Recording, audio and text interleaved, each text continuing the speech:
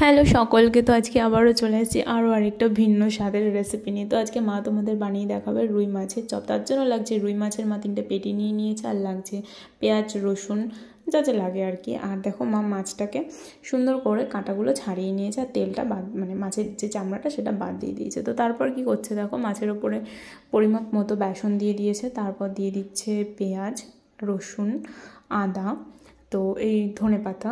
আর ধনেপাতা তো জানোই মানে একটা দারুণ ফ্লেভার এনে দেয়, ধনেপাতার গন্ধ ভীষণই সুন্দর লাগে। তো তারপর মা দিয়ে দিল এর মধ্যে নুন, লঙ্কার গুঁড়ো, এরপরে মা দিয়ে দেবে হলুদ গুঁড়ো।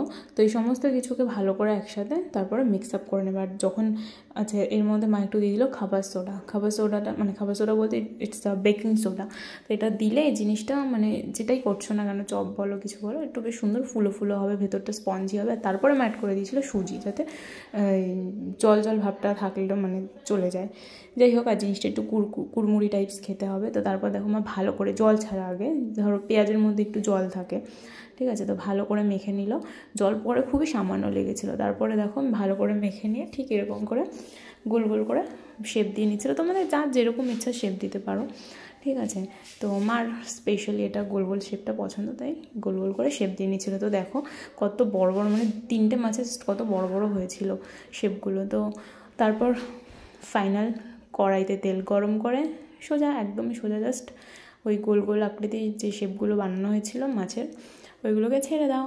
আর মানে মিডিয়াম আছে সুন্দর করে ব্রাউন কালার করে ভেজে নাও, দেখবে কি দারুণ লাগে। মানে সন্ধ্যেবেলা স্ন্যাক্স হিসাবে বা তুমি নর্মালি ডাল দিয়ে খেতে চাইছো, গরম ভাতে জাস্ট জমে যাবে। তো এইভাবেই মা প্রত্যেকটা বড়া নয় চপ, মাছের চপ, প্রত্যেকটা চপ ভেজে নিচ্ছিলো। আর খেতে তো জাস্ট অসাধারণ হয়েছিল। তো এবারের ফাইনাল লুকটা দেখো কি সুন্দর মা ডেকোরেট করেছে, নর্মাল জিনিস দিই, ধনেপাতা লঙ্কা দিই, বাট দেখতে দারুণ লাগছিলো। তো আশা করি তোমাদের এটা ভালো লেগেছে। ভালো লাগলে প্লিজ চ্যানেলটাকে সাবস্ক্রাইব করে দাও, আর ভিডিওটাকে লাইক করো, শেয়ার করো, আর অবশ্যই যদি খুব খুব খুব ভালো লেগে থাকে কমেন্ট করো। তো আজকের মতো এখানেই টাটা, নেক্সট ডে আবারও চলে আসবো খুব সহজেই, খুব ঘরোয়া উপায় আরও আরেকটা স্পেশাল রান্নার রেসিপি। So bye bye.